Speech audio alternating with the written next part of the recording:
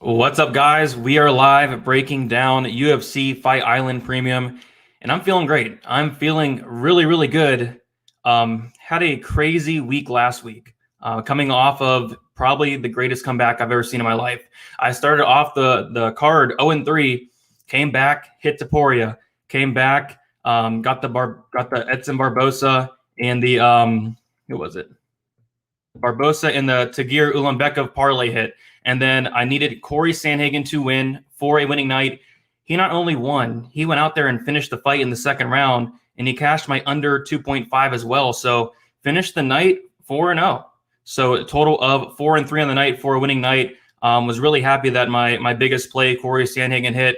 It was awesome. I was not expecting that, like a crazy, crazy main card. So very happy about that. Feeling really good coming into this card, coming off of 2 or 3 winning weeks in a row. And yeah, ready to make some money on this card. What's up, everybody in the chat here? What's up, Sosa? How's it going, guys? What's up, guys? What's up, Enrad? Yeah, it was awesome. It was awesome night, and hopefully continue it into this one. So I have 2 bets that we will talk about for this card, and then I might add maybe one more. This is not going to be a heavy card for me. This is a pretty tough card, actually, from a betting perspective, but we're going to break it down. And then I'm already looking towards next week. I already started researching for the next week's card. I want to get an early jump on it, hopefully get my video out on a Tuesday. Monday would be the best case scenario, but have a lot of research to do since then. But yeah, hopefully it's another profitable week. And with that said, as always, guys, if you guys can, ask questions that are dealing with the fights as we go. We're going to get started here with the first fight of the night. All right, so for the first fight of the night, Said Nurmagomedov versus Mark Streegle. And this is an interesting one, and I always talk about it. The first fight of the night, no matter who it is, it seems to end its way up on the optimal lineup. It could be the worst play on the card, and no matter what it is, it always finds its way on the optimal. And this is a first fight of the night I'm not all that interested in. I think if Streegle wins, obviously it's going to be optimal. Streegle has finished 78% of his fights by submission. If he wins, it's probably going to be by submission. The problem is Nurmagomedov has really solid takedown defense. He's never been submitted, so I don't know if that path to victory is all that likely. At weigh-ins, of course, Streegle looked fantastic, but man, it seems like a tough matchup for him. And Nurmagomedov, he's someone who's not much of a finisher. 23% of his wins by knockout, 23% by submission. It's really hard to see him getting either a knockout or a submission here, so it's probably going to go to decision.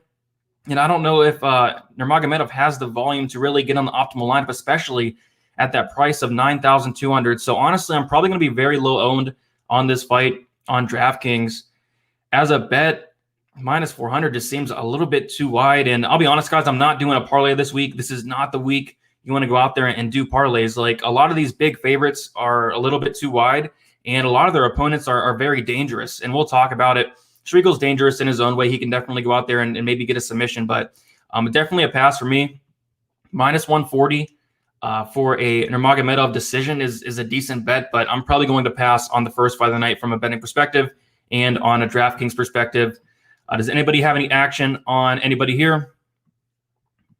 Yeah, I know Sosa took a shot on Streegle by sub, and that is plus 900.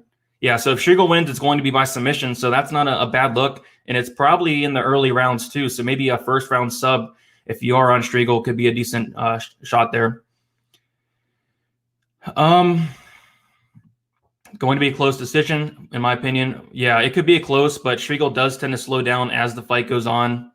Man, it should be a lot closer than the line indicates, so I don't really understand the minus 400. Maybe it's the Nurmagomedov name. I know somebody told me, like, if his last name was not Nurmagomedov, it would be like a minus 200 favorite, and that's probably right there.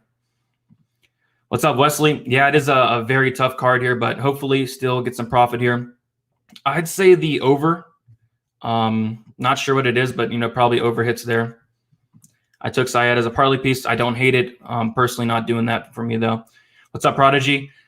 Fading Nurmagomedov, I see him winning but not scoring. Crute, not outscoring Crute or Grisham, which are both a little cheaper. Yeah, 100% with you. Not going to...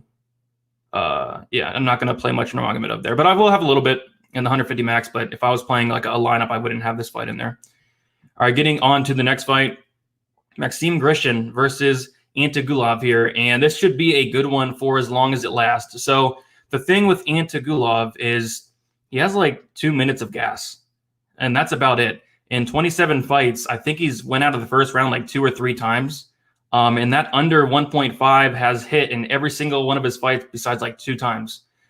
So the under 1.5 is very intriguing. It's just everybody sees that, and that line is like minus 145. So I have not bet it yet. I would have liked to get it at like minus 120, minus 125, but that under 1.5 is now bet all the way down to like minus 145. So I might pass. But, I'd be very surprised if it did go over that 1.5 mark.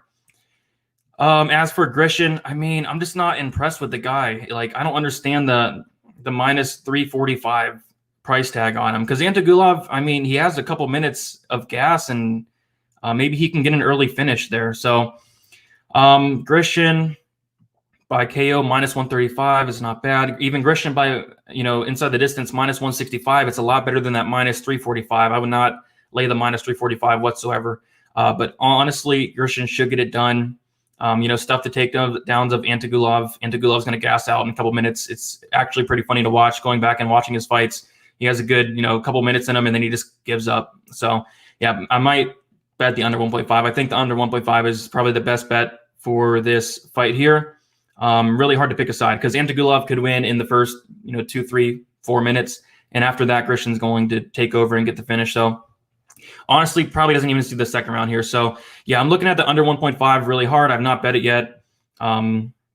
And I was also looking at the Grisham minus 165, but I'm just not impressed with the guy whatsoever. So on DraftKings, this is a fight I really like, because you're almost guaranteeing yourself a first round 90-point finish from Grisham. Almost guaranteeing it. And on the flip side, Antagulov at 7,100, a lot of upside there too. He can get a quick finish in the first round, which is huge, especially at 7,100. So I actually like both sides of this fight. I'm going to have an uncomfortable amount of this fight, because both guys are, in my opinion, not all that great. Especially on the Antagulov side.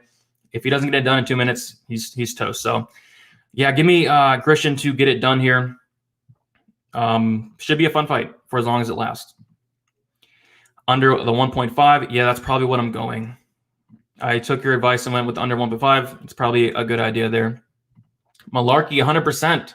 We'll talk about it soon. Under is too juicy at this point. Yeah, it's getting up there, but I still think it hits. I probably bet it all the way up to like minus 150. That's even getting pretty crazy there. Yeah, Grisham is huge compared to him. At the weigh-ins, he looked a lot bigger. So I think he's going to struggle to get those takedowns on Grisham. And if he does not get those takedowns, the fight will be over shortly after. Let's see here. Yeah, he did. All right, so getting into the next fight. And we have Jamie Malarkey versus Ziam. And this is very interesting, because it seems like I'm the only person in the world on Ziam here. And if you guys watch the weigh-ins, like, Malarkey looked pretty bad. I had people messaging me saying, like, I'm changing my pick. Malarkey looked really bad at the weigh-ins, and I went back and watched it. And yeah, he didn't look great. He missed weight on the first try. He needed to bring in the towel to make weight on the second try. And he just did not look good. Even at the face-offs, like, he did not look like he wanted to be there, really. He looked sad. I don't know maybe it was a rough cut, but even before the situation at the weigh-ins, I was still on Ziam. And it's really easy to go back and look at Ziam's last fight against Don Madge. And then it's really easy to go back and look at Malarkey's last fight against Riddell. And yeah, Malarkey had a much better performance. And I think people are putting too much, emphasis on that performance, where he got outlanded 90-30 in significant strikes. He looked very, very tough in that Riddell fight. He did not get finished. I don't like picking fighters based off of toughness. Another guy that's really tough that people like is Brock Weaver. Another guy that's really tough is Erwin Rivera. And people like those really tough guys. And Malarkey's one of them. He showed a lot of toughness. But, going back before Ziam's UFC debut, which, by the way, he was 22 years old in that, he looks like a completely different fighter. Like, this guy was going out there getting tons of takedowns in his fights. His striking is very, very good. So you got to kind of look past that UFC debut. And I think that's what a lot of people aren't doing. They're just looking back at the UFC debuts for both guys. And I'm actually more impressed with Ziam here. And it's crazy. A lot of money is coming in on Malarkey. Ziam opened up at like minus 220, something like that, something crazy like that, which that is crazy. But I do think this should be closer towards a pick'em. And like I said, even before the weigh-ins, even after Malarkey looked awful, I was on Ziam, and I'm sticking with him here. I'm not going to bet it unless the line gets a little bit crazier. Like this, if it gets to like plus 140, plus 150, I'll definitely take a shot. But this is really a fight you want to stay away from. There are so many question marks. Ziam is still very young. He's improving each and every fight. He took like a year layoff. He's now 23 years old, still very young. I think he has the more upside out of the two. And Malarkey is very, very hittable. He was getting reversed by Brad Riddell. He even got taken down by Brad Riddell. And, you know, Ziam has shown good wrestling himself. Ziam has never been knocked out. He's been submitted twice. I don't think Malarkey's going to submit him. I think this is going to be a very close fight. As for DraftKings, this is kind of a, you know, one of those low-owned fights I think can really break the slate here. Malarkey has finished 93% of his fights. Ziam has finished 90% of his fights. So combined, they're averaging like a 92% finish rate, 91% and a half. So yeah, I think this is going to be very low-owned. And you know, some guys brought it up in my Discord, like Ziam is probably going to be one of, if not the lowest owned guy on the whole slate. Everybody's on Malarkey. I think I'm pretty much the only one on him, on Ziam there. So yeah, it's very interesting. I'm going to have some Ziam on DraftKings. I'm probably going to be like triple, maybe quadruple the field. I'm going to have like 33, 35%. And then I will also have some Malarkey. But just seeing Malarkey at the weigh-ins was very, very concerning. Malarkey scares me. Yeah, he scares me too. Does Ziam have a good ground game? He actually does have a really solid ground game, really good takedowns. We just didn't get to see it in the Don Madge fight. He was able to stuff a lot of takedowns in that fight as well, but it was a really boring fight. So Malarkey is not worth putting money on. He still hasn't shown anything good. The only thing he showed was toughness against a good fighter. It's really hard to bet against those types of guys because it literally never works out. It's a whole different fight. If people think that Malarkey is going to come out here and pull a Don Madge and hold up Ziam against the cage for 15 minutes, I think you're mistaken. I think there's going to be a lot of striking. There will be some, ground exchanges as well. I think it's a very close fight here. Over 2.5 is the play on this fight. What's the link in the Discord? The link should be in the description there. Fight of the night, I say, is the Martinez fight. I agree with you there. We'll talk about it soon. Malarkey looks sunburned. I don't think that was sunburn. I think it was just a little bit red there. Fight doesn't go to decision. Take a look at the line here. Plus 110. Yeah, I actually don't hate that. Both guys are finishers. Plus 110 is not a bad look. Over, under 2.5. It's so tough to call. Both these guys are finishers. Both guys are pretty tough. Ziam's never been knocked out. It's a tough one to call. I wouldn't touch it. Ortega looked bad at the weigh-ins. I don't think he looked bad. I think he looked like he lost a little bit of muscle, but other than that, he looked fine. Chookagian is a great underdog bet. We'll talk about it soon. What's up, Mills? How are you doing? All right, so we're going to get into, was it sunburn? I don't know, maybe. We'll have to go back and check, though. But getting into the next fight in Jung Young Park versus John Phillips. And this is seems like it should be a pretty fairly easy fight to call here. Park's going to have the advantages pretty much everywhere besides the power, but even then, Park has never been knocked out. He's shown a great chin. So maybe he comes out here and stands and bangs with John Phillips. The smart thing to do would be to take Phillips down. We all know that. Will he come out there and do that? You'd think, you'd hope. But I do think that they probably will stand and bang for a little bit. And Phillips is live, in my opinion. It's just, I don't want to touch the plus 230 on Phillips because he has all those disadvantages. And I don't want to touch the minus 270 on Park because Phillips could very well knock him out. So this is definitely a pass fight. Phillips should lose this fight. Be outside landing a hard shot, but Park he's going to have a decent range advantage here. He's going to be a decently bigger fighter. And if he wants to get those takedowns, they're there all day. As for DraftKings, though, I am intrigued by this fight. 8,800 for Park is very interesting. He throws a ton of volume, and we'll take a look at the stats here. He throws a ton of volume, 6.41 significant strikes landed per minute, and he does land 3.04 takedowns per 50 minutes as well. I don't know if he's going to finish Phillips. Phillips is a very tough guy. Maybe he can submit him, but Park can rack up a ton of takedowns. He can rack up a ton of advances. He can rack up a ton of significant strikes. I like Park a lot as the DraftKings play. As for Phillips, I think he's, as always, a live dog because of that power. He's always going to be a nice pump play. So if you want to play some Phillips, I don't hate it. But I do like Park quite a bit on DraftKings, but really can't put my money on this fight for a bet. Let's see, minus 215. Fight doesn't go to decision. I don't like it. I actually think this fight could possibly go to decision. If I can see Park winning a decision, and that is plus 245. That's not an awful look there. Phillips is very, very tough. Maybe Park submits him, but I don't think that's too likely. So yeah, plus 245. That's actually not a bad look there. But yeah, should be a good fight. Going with Park here, but Phillips is live no matter who he fights. Park and Grisham parlay for me. It's not bad. It's not bad. But like I said, I'm not doing parlays this week. I have a parlay that I'm looking at for next week. I'm probably going to play that really soon, but I don't know if it's a great week for parlays, but yeah, I do like that. Should be the last time we see Phillips. Have to have a little bit on him on DraftKings, though, just in case that one big punch. Exactly right. And yeah, I can't believe we're still watching Phillips. Maybe it's because he's very exciting. He likes to get in these wars. He hits really hard, but yeah, could be the last time we see him. Does Phillips typically gas in fights?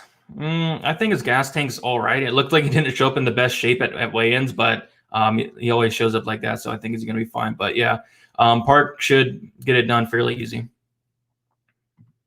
Streegle. Phillips did take a selfie at weigh-ins. That was pretty awesome to see. If you guys have not seen that, it was pretty funny there.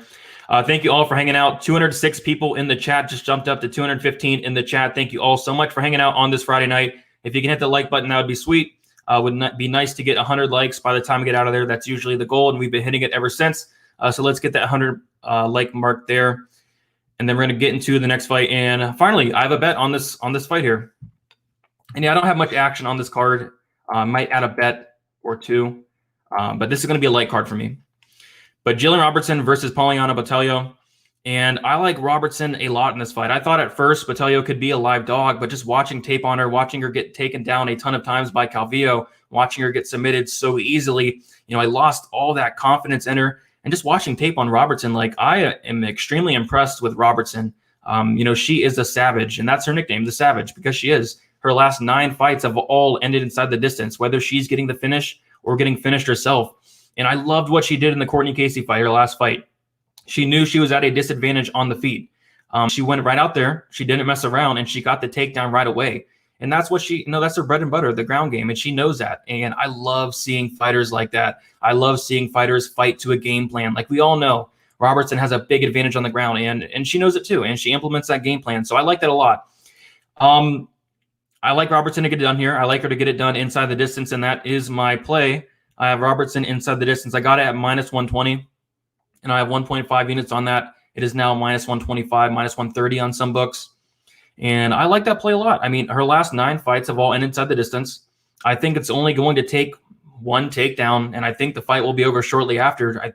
Robertson just got her black belt in BJJ, and, I think she's going to get it done by submission here. Robertson by submission plus 100. Might as well just play the inside the distance at minus 125. She could get a ground and pound victory, but she's done it before. But yeah, I like Robertson to get it done here. And I'm fairly confident in it that she's going to come out here and get takedowns, not mess around on the feet. If she messes around on the feet, she's probably going to get knocked out. But like she showed in the Casey fight, like she showed in a lot of her fights, she comes out there, she gets the takedown. The fight will be over shortly after. So give me Robertson on DraftKings, one of my favorite plays. I think she has the third. She has the third best inside the distance line at 8,700. I like it a lot. As for Botelho, 7,500.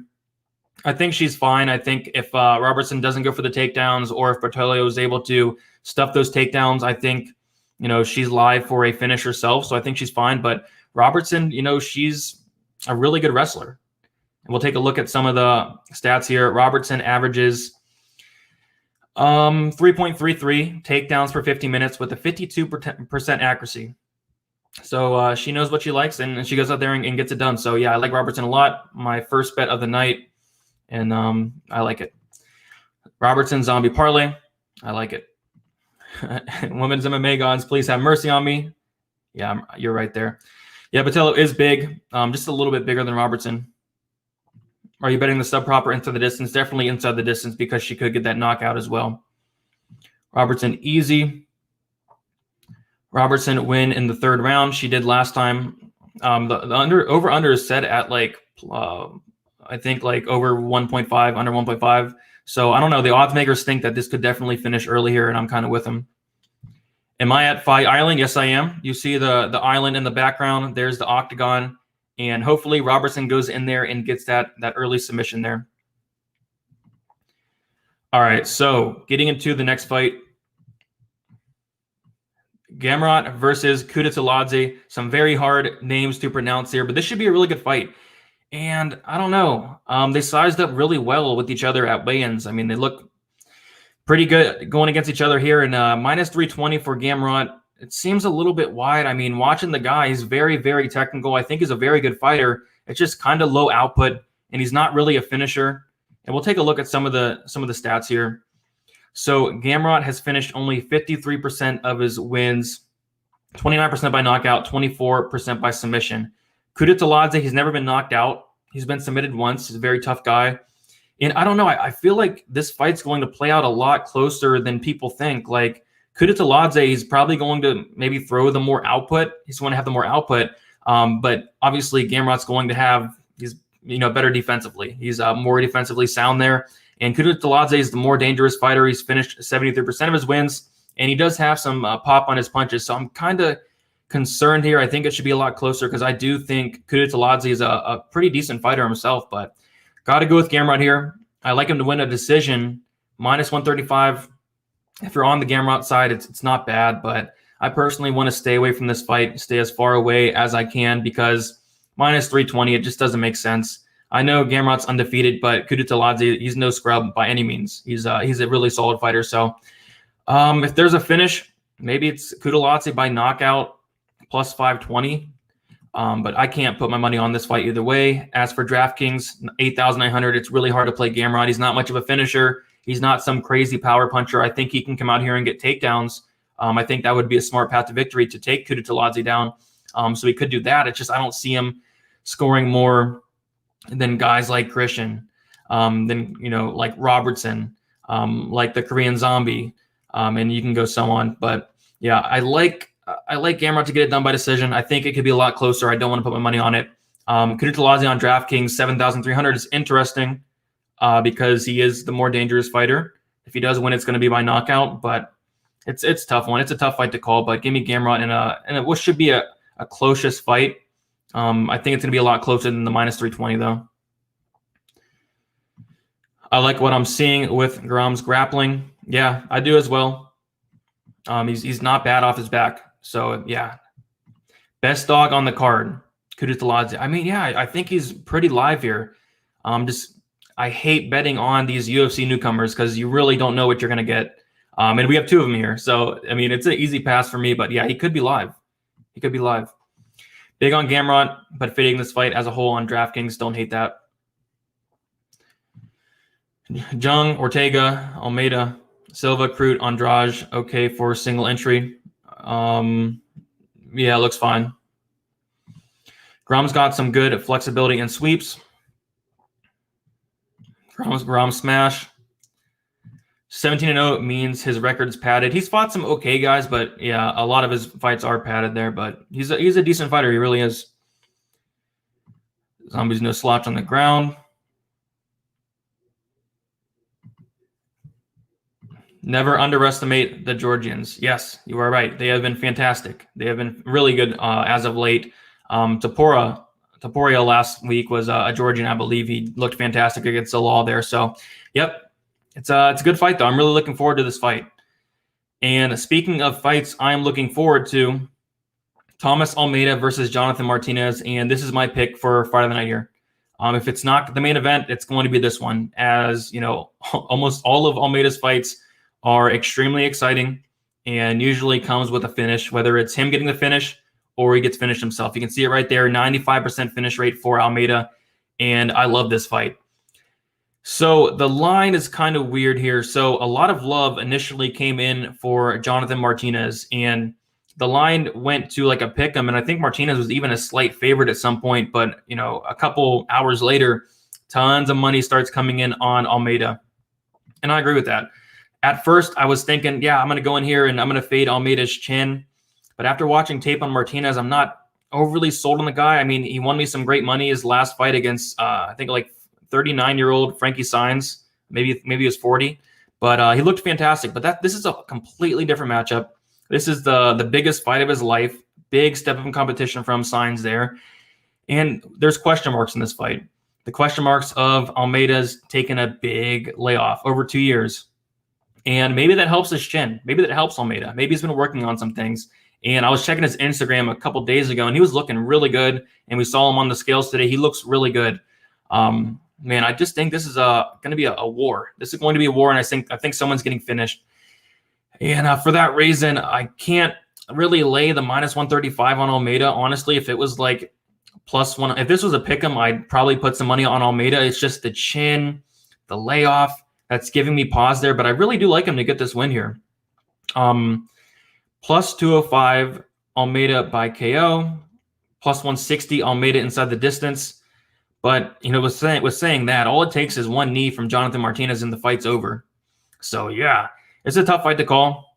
But I like Almeida to get it done here. I really do. So on DraftKings, 8,200, 8,000.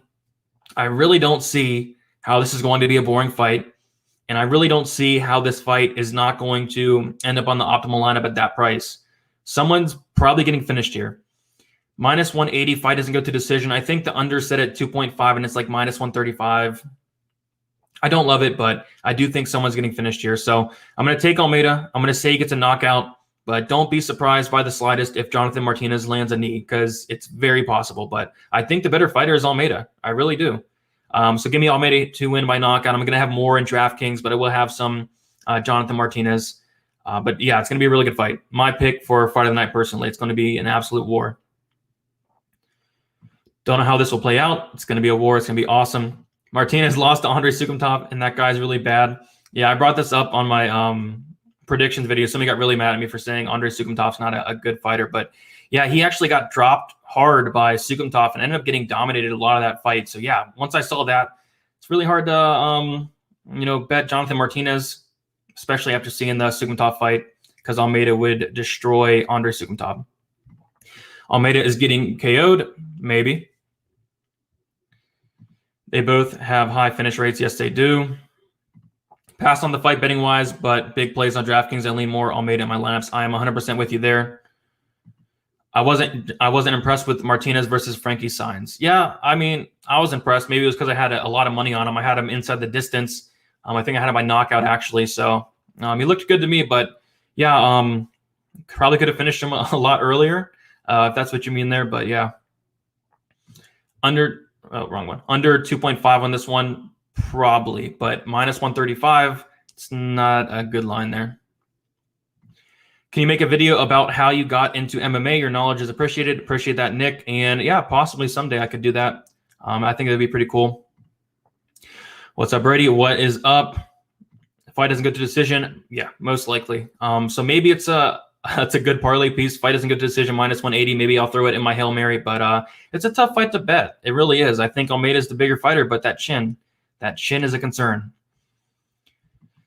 It seemed like he felt bad for Saenz, honestly, in my opinion, had chances to finish him. Yeah, maybe he did, because that was ugly. That was very, very ugly there. Thank you, Sosa there. Martinez was young and at a small no-name camp versus Suk. He has really improved. You're right. You can't take that away from him. He is looking better and better each fight. So yeah, it's going to be a good fight. Give me Almeida in that one. And remember, guys, make sure you guys follow me on Twitter, DFS_numbers. Instagram is DFS by the numbers. I'm going to be posting my bets on there. I have 2 bets we'll talk about tonight, and I may or may not add a third. Some leans I have is the Antagulov under 1.5. The whole world is on that play, though, and it's getting a little bit too chalky for me, but I think it hits still. So I might put a decent-sized bet on that. So getting into the next fight, James Krause versus Claudio Silva. This is, in my opinion, the hardest fight to call on the card, and Krause is -145. I think this should be a pick'em. And although I'm going Krause, I agree with a lot of people. I think the value's on Silva. I see a lot of people on Silva. I don't blame you. I don't get why Krause opened up that big of a favorite. I don't get why he was sitting at like minus 170, minus 165. I think this fight's going to play out close. And honestly, I'll come out and say it. I think Silva is going to win that first round. And the more I keep looking into it, Krause gets taken down a decent amount of times. And we'll pull up the stats here, and it is very concerning. Krause has a 50% takedown defense. And I know he's a black belt in BJJ, but, Silva is a legit black belt, very, very good on the mat. And Silva does average 3.32 takedowns for 50 minutes. So, man, the problem is Silva, he's like 38 years old. That gas tank is a very big concern. He slows down in a lot of his fights. And if he's not able to finish Krause in the first round, or if he's not able to get those first 2 rounds, Krause is going to win a decision or maybe even get a late finish himself. And for that reason, I think it should be a pick'em. So, man, Silva, like I said, he's going to win that first round more than likely. He's going to get a takedown. Maybe he gets close to submitting Krause. If he's not able to, it could be a little bit dicey there, but the value is on Silva. I'm personally going to stay away. I think Krause is going to get it done. I think Krause is going to survive that first round. I think Silva is going to slow down, and he's going to be able to, Krause is going to be able to stuff those takedowns as the fight goes on, and just have a massive third round, possibly get a finish on Silva, at least win that third round. And what it comes down to me is that second round. It's one of those fights. So yeah, this line is off. No shame in anybody taking a shot on Silva. If this was a pick'em, maybe I'd take a shot on Krause, but it's hard to bet on a guy like Silva. He's someone who doesn't typically lose. So give me Krause here in a very, very close decision. On DraftKings, I think Silva is one of the better underdog plays because he does have that submission upside. And he does, at that price, he can get takedowns, he can get advances. If he wins a decision, it probably scores well also. So yeah, Silva's going to be one of the more popular plays. I think it's fine in cash because I think if Krause gets a finish, it's probably late in the fight, or it's probably a Krause decision. So yeah, I think Silva is a decent play in cash. I think he's decent in tournaments. As for Krause, I don't see him scoring well in that first round, but he can definitely put the pace on Silva in that second and third. Like I said, maybe a third round finish. I think both sides are fine, but my lean on DraftKings is actually Silva here at that price. You're getting like an $800 discount on Silva. So yeah, tough fight to call. Good luck to anybody betting either side. I think it's going to be a really close one there. Silva is a freakish grappler. Yes, he is. And he's on a tear. That could definitely go to decision, though. I agree. I got Silva. And a lot of people do have Silva. But I think it's going to be very close. So I think if you're getting Silva at those dog odds, I think it's a good bet. But, man, I don't know. I think it could be a very close decision.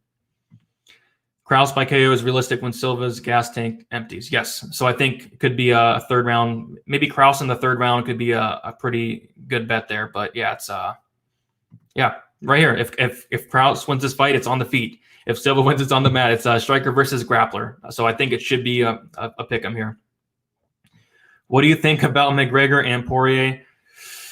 We'll save that one for later. I do have a lean in that fight, though. And I heard Dustin Poirier opened up an underdog, I believe, which is very interesting there. A decent-sized underdog, actually. So difficult card. Yes, it is. This is one of the one of the harder cards of the year for sure. But I do like the spots I have on the card so far. So hopefully it's a profitable night, but it's a tough one. This is not a card to go all in on. This is not a card to, empty your bankroll in. No way.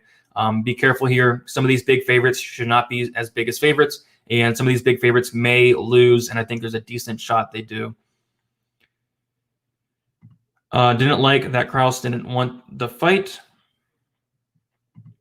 Do you ever put a small micro bet on a 9-bet parlay as Hail Mary? Do you ever put? Yeah, I do some Hail Marys. I do one every single week. I've had a couple hit. But yeah, I'm probably going to do, I usually do like a 7 or 8 leg Hail Mary. You got a 6 leg parlay. Good luck to you. Something usually tells me these lines, an undefeated fighter being such a dog usually is the odds makers hoping people with no knowledge see that and then bet them. I lean Krause. Silva fight could be a fade. As great as a grappler Silva is, seems like a decision. I'm kind of with you there, but yeah, I think Silva, if he does win, it could be pretty high scoring there. All right, so getting into the next fight here. And yeah, I'm really excited for this fight. Jimmy Crute versus Modestas Bukauskas. And I'm very high on Jimmy Crute, and I'm very high on him in this matchup. And at 9,000 on DraftKings, he's probably my favorite DraftKings play on the slate. Minus 310. It's getting a little wide there. I actually like the minus 160 Jimmy Crute inside the distance. I think that's a good line. Jimmy Crute plus 150 by sub. I think he could also get a ground and pound victory. But watching tape on Bukauskas, I mean, this is a dude that gets taken down like 5 times in every fight. This guy has no takedown defense whatsoever. So what happens in a lot of his fights is this guy gets taken down, gets back up. This guy gets taken down, survives, gets back up. Bukauskas gets taken down again. He survives. He gets back up. And then the guy that he's fighting, he gets tired. He gasses out. And then Bukauskas comes out here and gets a knockout. So that's how a lot of his fights go. And he does get taken out a lot of people. A lot of people come out here and they know his weakness and they take him down. So as long as I don't think he's going to last, on the mat with Crute on top of him, I do see Crute coming out here and getting a takedown. And Crute did show it in his last fight. Crute went out there and he got like a 6 or 8 takedown performance his last fight. And Crute is someone who averages 4.63 takedowns per 15 minutes with an 81% takedown accuracy. And Bukauskas, you see it there, 100% takedown defense, but that was only one fight. He only defended one takedown there. But Crute should get him down to the mat. And I honestly think the fight's going to be over shortly after. Now, if you think that Crute's going to take him down, you think Bukauskas can survive, that's a path to victory because Crute does typically, I think I think every fight but one of Crute's UFC fights have ended inside the first round. So he wants to, get in there and get out. If you think that Bukauskas can survive, he's definitely live. It's hard to see him surviving with a legit black belt and Jimmy Crute on top of him, someone as dangerous as Jimmy Crute. And, even when they're striking, like I'm not all that impressed with Bukauskas. I mean, he has some power. Yeah, I got Crute all day here. Actually tempted at that minus 160 inside the distance. I'm actually very tempted at that. Wish it was, a little bit better, but still minus 160 is not bad because I don't see Crute going out here and winning a decision. If this gets out of the first round, I'll actually be pretty shocked if it does one way or another because Crute's either going to come in here and get an early finish or Bukauskas is going to survive and maybe get a finish as well. So yeah, good fight here.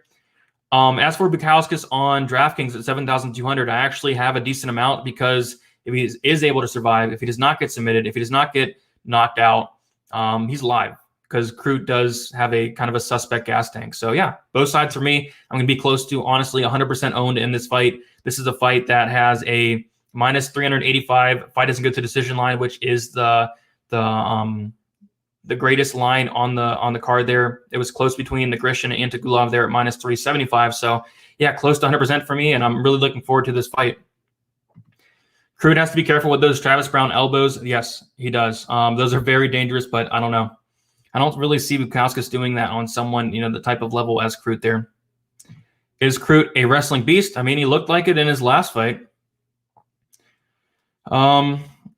I can't bet Crute due to what happened in the Cirkunov fight. Very low fight IQ. Yeah, it's just good thing he's not fighting Cirkunov in this fight. But yeah, he is minus 300. Bukauskas is not going to, Peruvian necktie him and submit him there. Bukauskas round 2 or 3 is the Hail Mary of the week, plus 900 in round 3. I think, yeah, if you're on Bukauskas, yeah, later rounds, definitely. He definitely has a shot. When is the other show with the guys going to start? At 9:00 p.m. Eastern time. Crute will gas out and bust all the parlays. He could, but he's not going to bust my parlay because I'm not having a parlay this week. Jimmy Crute still sleeps in a van outside the gym. Yeah, he is sleeping in a van outside the gym. It just shows you how dedicated Jimmy Crute is there. Modestus round 3 plus 1,600. Yeah, if the fight lasts to round 3, he is very live for a knockout because I mean, I can come out here and say how bad Bukauskas' takedown defense is, but I got to give him credit. His cardio is very good, and that's how he wins a lot of his fights, is that cardio, staying in the fight. So, yeah, I think round 3 plus 1,600 is not a bad look if you're going that way. I know you said no parlays this week, but what do you think about a Park, Robertson, Crute, and Zombie parlay 3-1? I mean, I like all those fighters to win, but it just seems like one of those cards where, one of these guys are just going to lose here. And I can see a lot of different ones. Like Gamrot is going to be a decent, parlay by a decent amount of people. Park is going to be parlayed by a decent amount of people. I think Grisham as well. I think they all have chances to lose here. All their opponents are pretty dangerous. Even Jimmy Crute, I think at minus 310, Bukauskas is live. All he has to do is survive that first round, and I think he's live. But I do think Crute gets it done. Crute is probably my most confident pick on the whole card there. Bukauskas elbows, maybe. Love a Crute sub, Martinez KO, and Antagulov under 1.5, 13-1. Not bad. Crute's going to smash this guy. I tend to agree there, but hopefully Crute gets in, gets out, gets that first round. Probably a submission there. Taking Crute over 1.5. Interesting. I see 2 underdogs this week. Yeah, I don't see much underdogs as well. But yeah, there's a bunch of live ones that I wouldn't be shocked if Antagulov got an early finish. I wouldn't be shocked if John Phillips got a knockout, but they really should not get the win here. I think their opponents are much better. All right, so getting into the co-main event. The co-main event, we lost that Cyril Gane fight. It's a shame, but I actually like this co-main event a lot. And this is a very interesting one. And I'm very excited to talk about it because it seems like all of the public, or most of the public is on Katlyn Chookagian, but the line keeps getting wider. And I'm typically good at gauging these lines. Like I got the Robertson at a minus 120. It's now minus 125. I got another bet on this card that, the line shifted a lot. But I'm usually good at gauging these lines, and I thought a lot more money would come in on Chookagian because I see a ton of love for her, but the line's going the complete opposite way. And I'll tell you guys right now, whichever side you bet, be prepared to get extremely frustrated. If this goes to a decision, if you bet Chookagian and she loses, you probably are going to say robbery. If you bet Andrade and she loses, you're probably going to scream robbery. It's one of those fights. And I want nothing to do with it from a betting perspective, especially at the minus 160 now on Andrade. If I can get Andrade at minus 120, minus 115, I'm taking that shot all day, but have a very bad feeling about this fight. And we'll bring it up, the physical advantages for Chookagian. And we saw at the weigh-ins, like Chookagian has a big size advantage, 8-inch height advantage, and a 4-inch reach advantage there. So she's going to have all the physical advantages there. So it's concerning. But Andrade, watching tape on her, she's not one to really stick on the outside, try to beat you on points. She rushes forward. She's like a little bull. She tries to get on the inside. She tries to take you down. And, it'd be pretty smart to not stay on the outside of Chookagian. So Andrade does land 3.02 takedowns per 50 minutes with a 57% accuracy. She is very strong. I know she's coming up a weight class, but she has fought at 135 before. And I do think she can get takedowns on Chookagian. We've seen Chookagian taken down a bunch. And she only has a 50% takedown defense. And I am leaning Andrade, and I'm leaning her a decent margin. It's not something I want to put my money on because I am if I bet Andrade at minus 160, I am extremely prepared to see Andrade dominate a lot of the fight and then lose some kind of decision. I don't know what it is. The judges love Chookagian. She gets outstruck in a bunch of fights that she wins because she makes these sounds, and the judges think things are landing, but they're not. So yeah, it's pretty insane. Like going back and watching tape, it was frustrating because I'm like, oh, Chookagian lost. And they ended up giving her the win there. So she averages about 4.19 landed per minute compared to Andrade's 6.4. And, she's throwing a ton, Chookagian is, but she's not landing much. Only a 35% accuracy. You see it there. You see it in the numbers. She's not landing, but I don't know what it is. Like, are these judges blind? Like, these punches are not landing. So Andrade is going to throw the harder shots. She's going to have, the more damage. I think she can possibly even get a finish here. I think she's the much better fighter. It's a sketchy fight. It's one of those sketchy fights I do not want to put my money on. As for Draftkings, 8,400 on Andrade. I actually like that a lot. And Oliver wins in the UFC. Oliver wins over 100 points, no matter what it is. Knockout, submission, decision, whatever her win is, it's over 100 points. So with that said, if she wins, it's going to probably be over 100 points here. It's going to be with takedowns, advances, multiple significant strikes, lots of upside in Andrade. And on Chookagian, when she wins, I think the most significant strike she's landed in a fight is 105 a couple of years ago. And for her to really get on the optimal lineup, she's going to need to throw land out like 120 to get maybe on the optimal lineup. That would be a 90-point victory there if she was able to land 120 significant strikes. We haven't really seen that. So probably not going to have much Chookagian. And I don't see her getting a finish. She doesn't have a finish in the UFC. Don't really see her finishing Andrade, and I really like Andrade in this matchup, but I don't like the price here. So yeah, it's gonna be a good fight. Really looking forward to it. A lot of people are going the other way. Good luck if you are betting Chookagian, especially at dog odds. It's not an awful bet. I have a hard time seeing her get it done against Andrade here.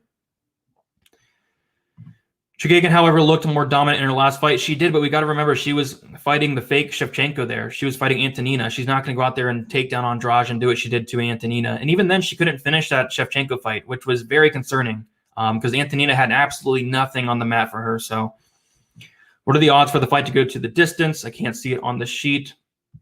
Fight goes to decision. Fight doesn't go to decision is plus 165. So fight goes to decision is probably like plus 130, plus 120, something like that. Or like minus 120, minus 130, something like that. So I don't know, maybe even more than that. I'm on Zombie. Chookagian's size advantage. I'm gonna have to take a shot, plus money, plus the judge's lever. I don't hate it. I don't hate if you want to take the plus money shot, but be prepared to be very frustrated either side you bet here. It's one of those fights. Andrade looked like a small boy at weigh-ins. Okay. But man, she really looked jacked up. Yeah, she looked good. I was looking for that, and she looked pretty solid. I went with her against Rose, and she thought she might have won in that split decision. She's tough. Yeah, a lot of people actually thought Andrade won that fight. I thought Rose won round 1 and 2. But it was a close fight with Rose, and Chookagian is not Rose by any means. But as unpredictable as this card is going to be, I'm happy from a fan perspective to enjoy the fights and not know who's going to dominate. Keep it the content, bro. Really appreciate that there. What's up, Austin? Keep it the green content. Congrats on 7K. Thank you for that. Andrade by decision is plus 170. What's up there? Let's get this money. I agree. I think like 2 or 3 week winning streak for me. Hopefully make it 3 or 4 here. Very, very excited to make some money on this card. I do have 2 plays, and we'll touch on the next one really soon here. Over 2.5 will do. Thoughts on stacking the main event and on Draftkings? In cash, I say yes. In tournaments, I say maybe. It's tough because if none of these underdogs win, the stack could be good if it goes to like the 4th or 5th round. But most likely some of these underdogs are going to pull it off here. Andrade, I think the size won't matter, and I'm kind of with you because an innate inside advantage. It's not going to matter if you're on your back, and Andrade most likely, if she fights smart, she gets a takedown. And it's really weird because a lot of people are on Chookagian, and that line just keeps getting wider and wider. I wouldn't be surprised if we saw Andrade at maybe minus 170, minus 180 the time the fight starts.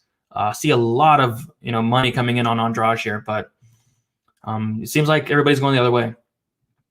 Finally, it is time for the main event here, and I will say it. I do have a bet on this fight.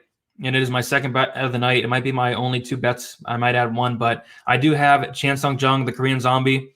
I bet him straight at minus 180, so I got in kind of early, and I have 2.5 units on it, a pretty big play for me, and I really like the matchup for him.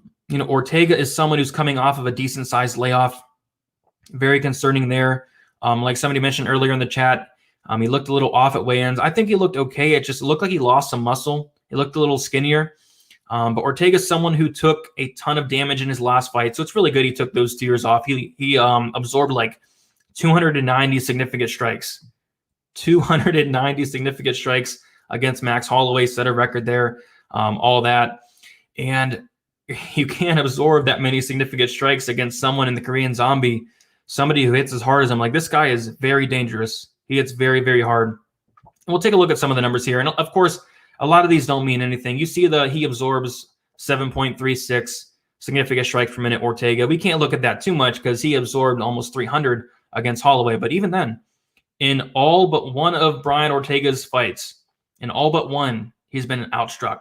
So he's getting outstruck in every single fight in the UFC besides one. Something to really think about there. Only a 50% striking defense.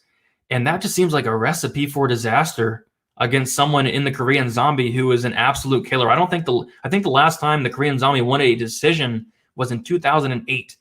And this is someone who had he had that like 3-year layoff, and he came back looking better than ever. His takedown defense looked better than ever. I don't think we have to worry about this going to the mat here. I don't think Chan Sung Jung's been taken down since like 2014 against Jose Aldo. His takedown defense has looked fantastic ever since that layoff. And Ortega has really poor wrestling, 16% takedown accuracy, and he's not attempting many takedowns as well. So I don't think this touches the mat. If it does, Zombie has very, very underrated grappling. But of course, you got to give the advantage to Ortega. I just don't see it touching the mat. And so if this fight's going to stay striking, most likely, you really have to favor the Korean Zombie here just by, for one, throwing more, being more technical, having the better defense by a really decent margin. Like watching tape on Ortega, it's not just the Holloway fight. This guy is very, very hittable. So yeah, I like the Korean Zombie here. I liked him enough to put a 2.5 unit bet on him at minus 180. I think at minus 200, I think he's still playable straight. And of course, I think he's a good parlay piece. I'm personally not having a parlay with him, but I think if you want to parlay the Korean Zombie, it's fine. If you are on Ortega, plus 950 by knockout could be something interesting. I guess that line's kind of intriguing. The Korean Zombie has been knocked out 3 times. Of course, one of those, he hurt his shoulder against Jose Aldo. Another one of those, it was like a last-second spinning back elbow. You guys all remember that. But other than that, he's very durable. Both these guys are.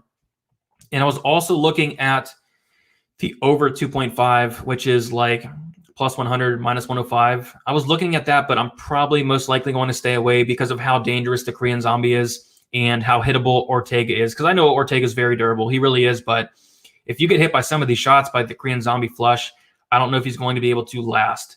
And that defense is very concerning. The layoff is very concerning. So I'm not really comfortable playing that over 2.5. The Korean Zombie by knockout plus 125. Not a bad look. And Korean Zombie inside the distance plus 100. Again, not a bad look there. But on DraftKings, I'm going 100% own on this fight. I was thinking like 65% Korean Zombie, 35% Ortega, or like a 60-40 Korean Zombie Ortega, something like that. Because Ortega is very dangerous. It's just I really like this matchup for the Korean Zombie here. But give me the Korean Zombie to win, most likely probably by some type of knockout. Whether it is early, it could be early, I think. I think there's a chance for it to be, or even late, because Ortega is durable.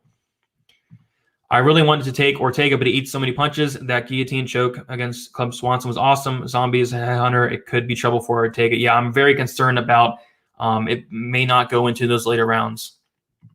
Andrade and a zombie parlay. I don't hate it. Brian Ortega had a choice, shave his head or lose 30% of his purse. That's funny. Ortega looks like a kid from Friday the 13th getting ready to fight Jason. Jessica in a parlay. Yeah, women's MMA in a parlay. Usually not a good idea. Will shaving your head help make weight? And yeah, a lot of stuff going around about this the head shave for Ortega. And I don't know, it didn't look like, I don't know. I mean, I saw an article, I think on Twitter from like 2017 where Ortega said he might need to shave his head to make weight. And at that point, I think he probably did shave his head to make weight, but I don't know. We really don't know. Ortega is a slow starter. Yes, he is. Zombie or Robertson better play in the minus 200 range. Probably Zombie. Robertson should win, but women's MMA. I don't know. This fight may go to the distance. It could, because of how durable Ortega is. Just is going to be really hard to absorb that many punches against someone like the Korean Zombie. This is going to be such a banger. These guys are going to leave it out. Fight of the night. Yeah, I think this can definitely be fight of the night. Or my other pick is going to be Thomas Almeida versus Jonathan Martinez. From a fantasy perspective, who would you favor going with, Park, Krause, or Andrade? Probably Park. I'd probably rank him in Park, Andrade, and then Krause third there. All right, so going to get into my bets here and then over on my most confident picks. And there's not much this week because a lot of these fights can go either way. But going over my bets, I have 2.5 units on the Korean Zombie at minus 180. I love that line. It's now minus 200, so got it a little bit early. Was able to get that out on Patreon. Was able to get a breakdown out. Jillian Robertson inside the distance, minus 120. It's now minus 125. Obviously, I think if she wins, it's probably by submission or even a knockout. And like I mentioned, her last 9 fights have all ended inside the distance. Whether she's getting the finish or not, she's a savage. Hence the nickname. So those are my 2 plays. I'm fairly comfortable with those. And I might add one more. So make sure you guys follow me on Twitter, DFS_numbers. Instagram DFS by the numbers, and I'll also do a betting breakdown as always Saturday morning. Most confident picks The Korean Zombie, I'm pretty confident in that. Andrade, I'm confident in a way. I'm just not confident enough to lay some money down. Jimmy Crute, probably my most confident pick of the night. If Bukauskas is able to survive, he has a shot, but I just don't see him surviving a couple minutes on the mat with Crute. Other than that, Jillian Robertson, as confident as one can be in women's MMA. I'm confident in her to go out there and fight smart, get the takedown. She knows what she wants to do. Jung Young Park, I'm pretty confident in that play. Grisham should beat Antagulov. I mean, it's going to be a weird fight. Probably ends in that first round. Take a look at the under 1.5 prop. And then Nurmagomedov should get it done as well. So we are at 55 minutes. So I'll take about next 5 minutes to answer any questions you guys got. If you guys want to talk about anything, like I said, I'm going to start getting into the next card next week. Big card next week. We have Khabib versus Gaethje, a fight we have all been waiting for. I have a couple spots I'm looking at for next week. Hopefully place some bets really soon there. But not going to have much this card. I'm not. And it's not a good idea to go out there and force stuff you're not confident in. And I'm not that guy. I'm going to play it safe, bet what I'm comfortable in. Zombie KO round 1. Maybe. He's a very fast starter, and Ortega's a slow starter. Thinking about the Grisham fight under 1.5. Yeah, I mean, everybody's thinking about that. I mean, it's written on the wall, like what's going to happen here. So would be kind of surprised if it did go over that 1.5. Hit that like button, you gambling freaks. Yeah, I can't see how much likes we have on this video, but hopefully we get that 100 like mark is my goal every week there. And yeah, I had a decent amount of people in the chat. Hopefully we get more of you guys in here next week.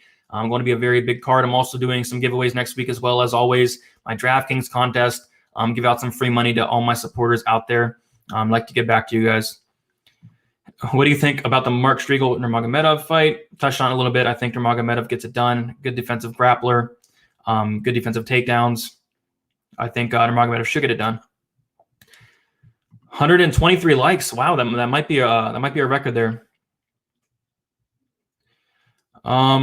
Other than that, more people tune into Brady's NFL Draftkings. Thank you. Yeah, I do some NFL as well. Are you going to speak tonight on odds or just let them talk? Blah, blah, blah. LOL. I'll try to get some speaking in there. But yeah, I'm going live on odds in about an hour here. I'm about to get off and get some dinner. Thinking some hamburgers tonight. So I'll see you on Pub Sports tomorrow. Yeah, I'm going to be going live for the prelims, I believe, on Pub Sports Radio. If you guys want to go check that out. If you guys want to see my reaction to hopefully Robertson getting it done inside the distance, so go check that out there. All right, guys, with that said, I'm going to get out of here. Thank you guys so much for hanging out. Had like 300 people in the chat at one point, so thank you all for that. Hit the like button, subscribe. Like I mentioned, all my bets are always going to be free. I'm always going to have this free content, but if you do want to support me more, I am on Patreon. The link's in the description. You get access to the Discord. Come in, talk some fights. I try to throw out some stuff throughout the week, bounce ideas off of each other. Some really sharp guys in there as well. And then I do my betting breakdowns. Whenever I post a bet, I'll do a breakdown video shortly after. And then my betting article that's coming out sometime tonight. I'm going to be a pretty short one because I only have like 2 bets, but usually I'll have a little bit more than 2 bets, but this is not the card to go all in. Thank you guys so much, and good luck on all your bets on Saturday.